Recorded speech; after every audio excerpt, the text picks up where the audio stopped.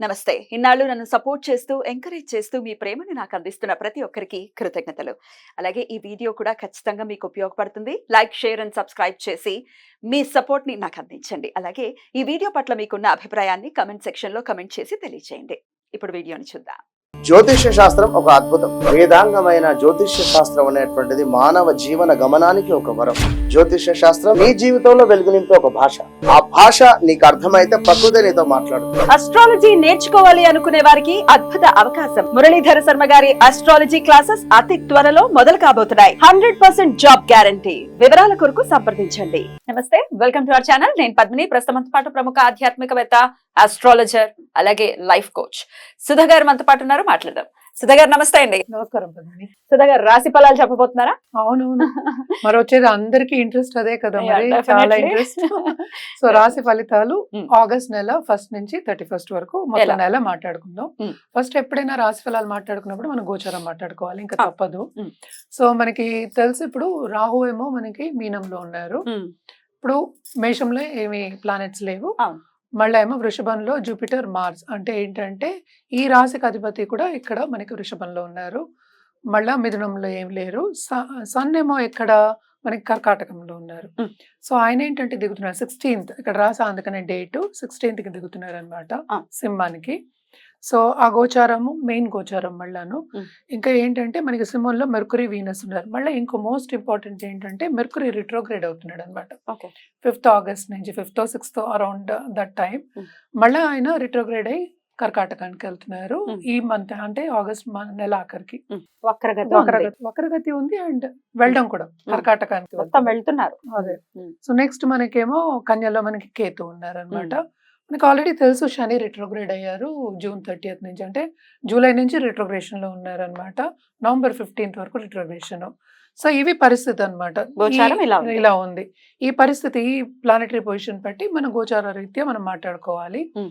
ఇంకోటి most important ఏంటంటే మనకి ఎప్పటికైనా నీచ గ్రహాలు, అంటే ఏంటంటే కొంచెం ఉగ్ర గ్రహాలైనా సరే 3, 6, 11 పొజిషన్ లో బాగుంటుంది అంటాం. Mhm. శుభగ్రహాలు అయితే మనకేమో 1, 5, 9, 11 ఇలాంటి వాటిలో బాగుంటుంది అని చెప్తుంటాం.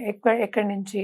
మీ రాశి దగ్గర నుంచి Mm. గోచార రీత్యగా ఇది జనరల్ గా చెప్పడం అనేది జరుగుతుంది. ఎందుకంటే మనం జూపిటర్ కి చూసుకోవచ్చు, అంటే గురువుకి చూసుకోవచ్చు, శనికి చూసుకోవచ్చు, రాహుకి చూసుకోవచ్చు.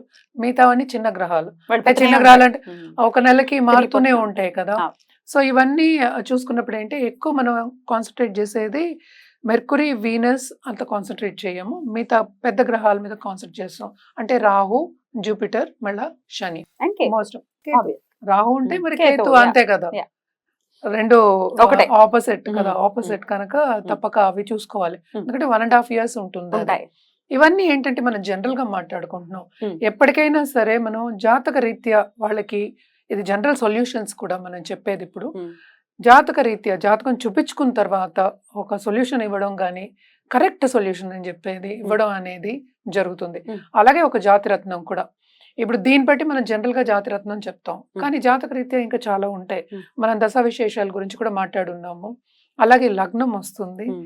సో లగ్నం రీత్యా ఇదేంటంటే మూన్ పట్టి, అంటే ఏంటంటే మనకి గోచారం చంద్రుడిని పట్టి రాశిని పట్టి మనం మాట్లాడుకుంటున్నాం. Right. అందుకనే రాశి ఫలితాలు అన్నాం. Right. సో ఆ ఫలితాలు కొంచెం జనరల్ గా ఉంటాయి. Mm. సో ఎవరికైనా కావాలి అంటే తప్పక జాతకం అనేది పరిశీలించుకోవాలి. Right.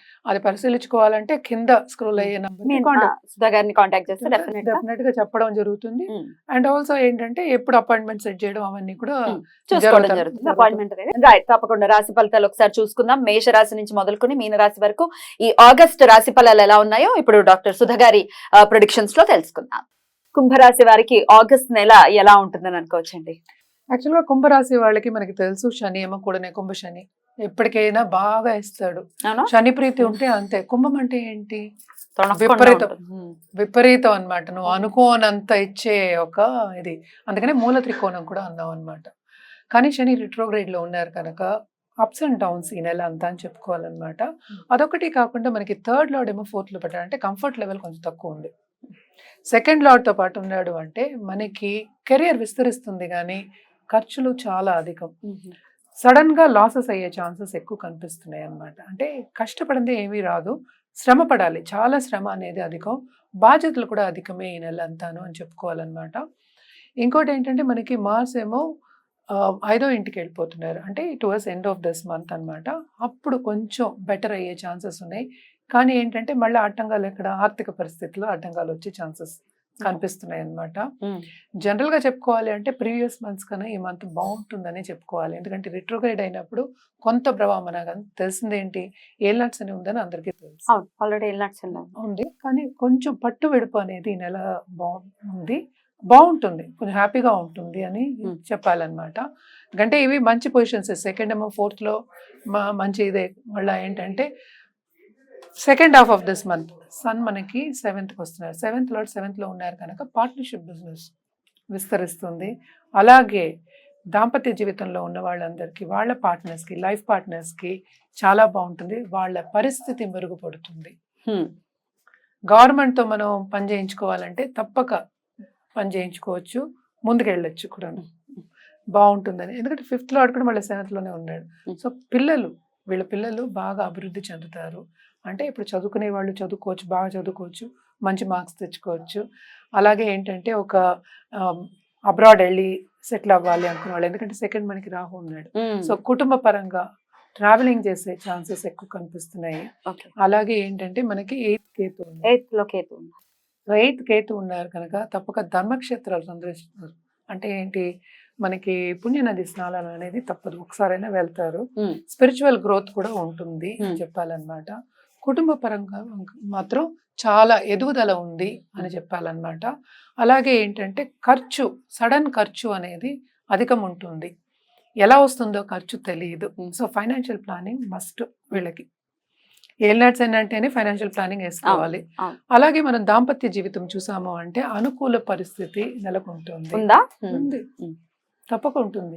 9th లార్డ్ కూడా కదా మనకి, అండ్ 5th లార్డ్. పిల్లలతో పాటు కుటుంబంతో పాటు ఎంజాయ్ చేసే ఒక సమయం, ఒక మంత్ అని అనుకోవచ్చు అనమాట. అలా విందు విహారాలకి వెళ్ళే, అంటే ఏంటి, బయట భోజనాలకు వెళ్ళడం కానీ, డిన్నర్స్కి వెళ్ళడం కానీ, పిల్లలతో ఎంజాయ్ చేయడం కానీ, వాళ్ళ రిలేటివ్స్ మనకి నెక్స్ట్ కజిన్స్ కానీ తోబుట్టులతో కానీ ఎంజాయ్ చేయడం అనేది మంచిది. అలాగే ఏంటి, శుభవార్త వింటారు, తప్పక శుభవార్త వింటారు. సెకండ్, కుటుంబ పరంగా శుభవార్త వింటారు, కంఫర్టబుల్ గా కూడా ఉంటారు అని చెప్పాలన్నమాట. బాగుంటుంది ఈ మంత్. మనం ఏం చేస్తున్నాం, ఇన్ కంపారిజన్ చెప్తున్నాం. అందరూ చాలా మంది ఏంటంటే మనకి కమెంట్స్ కూడా పెట్టేస్తారు, ఏల్నాట్స్ అని ఉంది, ఎలా బాగుంటుంది, స్లో అయిపోయింది లైఫ్, ఇట్లా రకరకాలుగా చెప్పేస్తారు. అలా అని కాదు, మనం కంపారిజనే చెప్తున్నాం, ఇది జనరల్ గా చెప్తున్నాం. ఎవరికైనా జాతక రీత్యా మనం చెప్పాలి అంటే వాళ్ళు వచ్చి జాతకం చూపించుకుంటే అది అక్యురేట్ గా వస్తుంది. ఇలాగ మనం జనరల్ గానే చెప్పగలం అన్నమాట.